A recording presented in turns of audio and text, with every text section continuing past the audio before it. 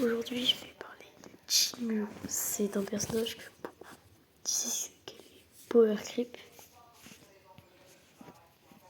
Creep est très mauvaise, un petit peu, enfin pas vraiment très mauvaise, mais juste très power creep. Et en soi, ce qui s'est passé pour Jinyu, en fait, il faut savoir qu'il y a très peu de temps, du coup, il y a eu Sparkle. Et Jinyu, elle bénéficie pas forcément de Sparkle. Bronya, elle fait à peu près autant de temps. Mais vu qu'il y a eu Daneng qui a beaucoup bénéficié de Sparkle, et bah, du coup, ça a mis Jinyu dans le monde. Et du coup, Jinyu, qui était considéré pour beaucoup comme au-dessus de Daneng, s'est fait dépasser par Daneng du coup, avec la sortie de Sparkle.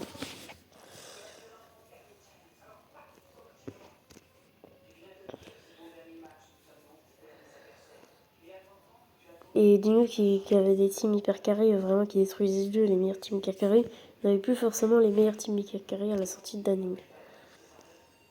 Même si quand il y a un effet buzz, c'est au-dessus, en général, quand même, Daneng aura un avantage au-dessus.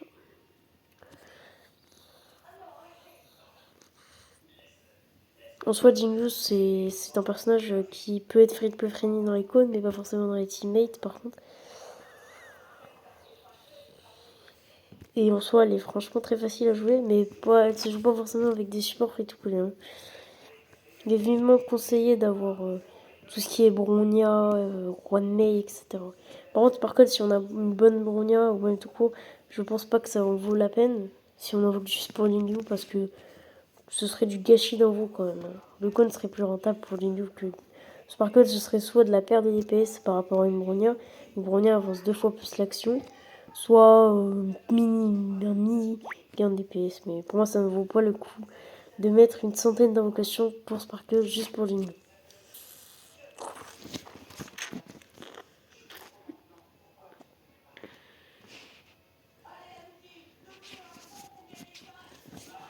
Du coup, son kit est assez spécial et ça va la rendre très différente de beaucoup de personnages par rapport au sustain, car tout comme Blade, Eva se jouer uniquement avec des healers, car elle va consommer les PV de la team. Si on met Aventurine ou Fuzwan par exemple, on va souvent mourir. Hein. On va avoir une moins bonne survivabilité que si on mettait juste un duo de chat par exemple, ou tout simplement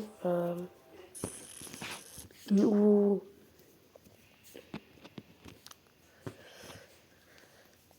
parce que ça aille bien mieux, du char ça aille très bien. Et autre chose, ça heal aussi. Et ça heal très bien, encore mieux qu'au même. Et du coup, ça heal pas forcément. Enfin, Fuxon, ça heal presque pas du tout sans le continuature. Donc, bon. Voilà, donc il va se jouer uniquement avec des healers. Donc, pour les gens qui ont beaucoup investi sur tout ce qui est. Enfin, pour les gens qui ont invoqué Fuxon, et ben ça va pas servir à grand chose là-dessus. Du coup. Ensuite, en termes de support, Jinyu, elle a besoin vraiment qu'on avance d'action. Donc, déjà, en premier support, il est vivement conseillé de mettre soit Bronya, soit Sparkle, même si pour ce cas-là, Bronya est plus intéressant car elle avance de 100% d'action que c'est que de 50%. Et là, en général, Bronya peut apporter des plus gros gains à Jinyu que Sparkle parce que juste elle augmente l'action de 100%. Et que si on enlève les points de compétence, dans ce cas, Bronya et Jinyu est au-dessus que Sparkle. Et vu que les points de compétence pour Jinyu, ça sert absolument à rien du tout, je pense que du coup, Bronya est au-dessus. Mais du coup, là, j'ai dit qu'il fallait qu'on lui avance son action, et c'est normal. C'est parce que sa compétence peut lui générer des points Tsuzugi, et c'est le seul moyen. Après, il y a l'ultime, mais l'ultime, on préfère l'utiliser quand on est dans l'état de Tsuzugi. Et au bout de 2 cumuls de Tsuzugi, il va pouvoir entrer dans l'état Tsuzugi. Je crois, un truc comme ça. C'est très fort car ça va augmenter énormément son TC et son attaque. Ça va la rendre, du coup, très facile à build. C'est pour ça qu'on a ce genre de Jinyu assez facile à faire, avec pas mal d'attaques, etc. Et du coup, elle va augmenter l'attaque de cette dernière en fonction des PV consommés aux alliés. C'est voilà, c'est un peu ça. Et du coup, vu qu'on a envie qu'elle soit dans l'état Tsuzugi, faudra bien évidemment vivement conseiller d'avoir Bronya. Voilà. Elle a un point faible énorme, Jinyu, par rapport à n'importe quel DPS. C'est que quand elle est dans son état, on est obligé de consommer le cumul quoi qu'il arrive. Et du coup, ça veut dire qu'on peut vite être dans la merde, parce que s'il reste par exemple qu'un ennemi, dans ce cas-là, ça aura servi absolument à rien d'avoir dépensé ce cumul, alors que pour d'autres personnages comme Daneng, on a juste à changer, enfin on a juste à, au pire, à mettre un niveau ou deux, par exemple, et c'est bon, c'est fait. Donc sur ce point, Jingu, elle est très restrictif. D'ailleurs, Jingu ne consomme pas de points de compétences, c'est pour ça que c'est un perso très cool à jouer là-dessus. Donc ça, c'est un énorme point faible de Jingu, on va pas se le cacher. Et d'ailleurs, Jingu, là, je la mets avec Juan Mei, qui est franchement une dinguerie pour Jingu.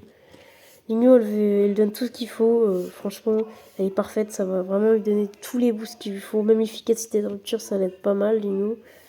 Donc, quand même, c'est une dinguerie d'avoir Juan Mei. Juan Mei, si je me mets tout ce qu'elle fait, elle va faire des dégâts. Elle va ralentir les ennemis. Elle va augmenter l'efficacité de rupture, augmenter les dégâts. Elle va augmenter la vitesse. Elle va,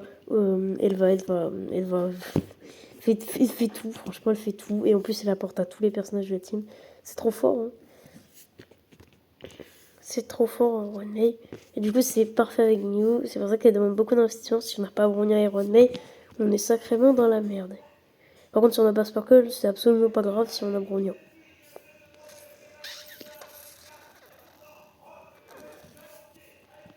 Donc là, ulti One May, voilà, c'est simple, hein.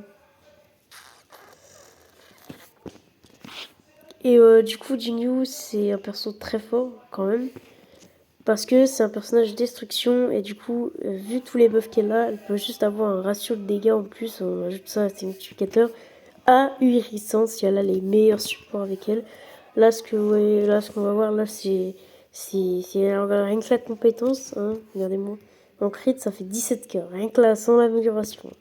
C'est pour dire la puissance du perso, si elle a les bons supports, hein. Elle peut vraiment avoir un DPS ahurissant et faire des 70k, voire même des 100k, tellement le DPS de ce personnage est ahurissant. En fait, son point fort à Jingu, c'est qu'elle est destruction, qu'elle est vraiment très forte. Ça lui permet d'être adapté quand même dans beaucoup plus de situations que pas mal de personnages. C'est même aussi le point fort d'Aneng, voilà, 33k. 33k parce que voilà, parce que c'est trop fort, voilà, 33k à Jingu. Et en plus, on n'a vraiment pas beaucoup de problèmes de spé. C'est vraiment une dinguerie de jouer Jingu. Regardez-moi, ça c'est trop fort. Franchement, c'est voilà, c'est. Regardez-moi, 47k, c'est voilà la puissance de Jinyu. Jinyu, voilà, c'est en fait tout le monde est d'accord que c'est un bon DPS, mais beaucoup pensent qu'Acheron est au-dessus et Daneng aussi.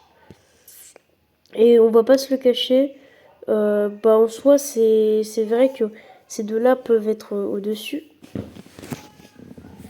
Mais Daneng dépend énormément de Sparkle pour fonctionner. À noter quand même.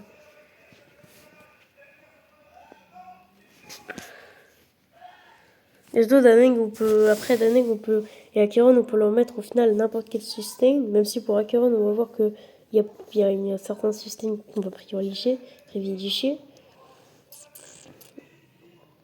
Alors que Jinju, c'est healer, hein.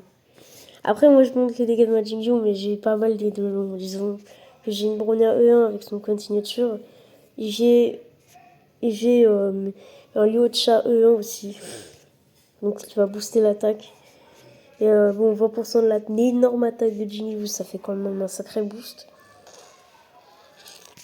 Donc c'est vrai que bon, là c'est un peu chaud, mais quand même, faut quand même s'imaginer le DPS monstrueux, hein. En plus, j'ai pas le meilleur des builds, hein. J'ai pas le meilleur des builds, hein. Après, j'ai certaines Z2 longs. Mais j'ai même pas la chute d'un Ion S5, hein, pour dire la puissance du perso, hein. Vraiment, j'ai la chute d'un Ion S2 parce que je suis pauvre, mais bon. T-main 3 cibles, 61k. Donc ça, Jinju, c'est un perso qui, par rapport à Acheron, j'avoue qu'elle est moins forte quand même. Parce qu'Acheron, elle l'ignore des faiblesses. Elle a, elle a les gros dégâts sur l'ult quand même. Vraiment, elle peut avoir un meilleur potentiel. D'ailleurs, Jinju, en termes de free-to-play friendly, franchement, sur 10, je la mettrais à 7. Je dirais qu'on est dans la moyenne, quoi. Qu'est-ce qu'elle a comme point faible, qu'est-ce qu'elle a comme point fort en Free-to-Play Friendly. En point faible, enfin en point fort déjà, elle a sa versatilité en termes de cône. Ce personnage peut être mis avec, franchement, un sacré choix de cône. Et avec la chute d'un néon, je peux jurer que le personnage aura ce genre de performance très puissante. Oh non, ça m'a pas boosté ce que je voulais. Ok, j'ai le seum. Mais voilà, on aura des grosses perfs avec la chute d'un néon. Voilà, donc elle est très fluide en termes de cône, contrairement à Kéron, mais tout comme Daneng. Sauf que, bah en fait, c'est-à-dire que le personnage dépend, enfin, besoin de beaucoup d'investissement de team. Si Wam et DQ énormément performé, c'est surtout grâce à ses coéquipiers. Sauf que ses coéquipiers, c'est tous des 5 étoiles, et en plus de ça, faut ajouter à cela que parmi ces 5 étoiles, il y a il y a une Bronya E1 avec son code signature et un Luocha E1 avec un code free-to-play quand même, faut pas abuser. Un code free-to-play mais S5 quand même, un code 4 étoiles en S5, le code signature 4 étoiles de Natacha S5. Mais à noter quand même. C'est pour ça qu'elle est pas très free-to-play friendly en termes de team, parce qu'elle fonctionne qu'avec des 5 étoiles. Et je n'imaginais pas les performances sans les trucs broken, la Bronya, tout ça, les Edelon. Franchement, j'ai joué Jingus, ne serait-ce sans Bronya 0, c'était un enfer. Hein. Franchement, c'était un enfer jouer. Jingus sans Sparkle, c'est vraiment difficile. Et avec One May, on va vraiment avoir des performances de ouf. Donc j'avoue qu'en termes de team, elle est pas très free-to-play. Et en termes de performance, je dirais qu'elle est en dessous de Danning et d'Aqueron. Après, en fin de free-to-play, je dirais qu'elle est au-dessus d'Aqueron et à peu près au même niveau que Daneng. Parce que Aqueron, c'est aberrant. Si on n'a pas ses aides de long, j'en parle même pas, je force à vous. Si on n'a pas son code signature, c'est encore pire. Alors oui, je l'ai sans son code signature quand même. Mais franchement, c'est, moi j'ai quand même une acquérante free-to-play avec ce jeu, un très bon build quand même à noter. J'ai pas mal monté les aptitudes. Bon, alors un très bon build, c'est voilà. Mais voilà, je pense que je pourrais vraiment aller plus loin si j'avais le code signature en fait. Et ça, c'est vraiment dommage, c'est parce que Acheron, on est sur un personnage qui ne dévoile pas son plein potentiel et qui a beaucoup de problèmes mécaniques si elle n'a pas son code signature. Et ça, franchement, je trouve ça très décevant. Et Danang, comme je dis, franchement, c'est free avec Jingu. C'est-à-dire qu'elle va avec des teammates bien difficiles à voir comme Danang, mais, enfin, comme Sparkle. Mais par contre, il va avoir beaucoup de choix de cône. Et vraiment, il est pas dans la merde. Les Edelons, ils sont broken, mais c'est pas, ça va pas régler ses problèmes comme le ferait les Edelons dans Lyocha ou justement le Nakeron.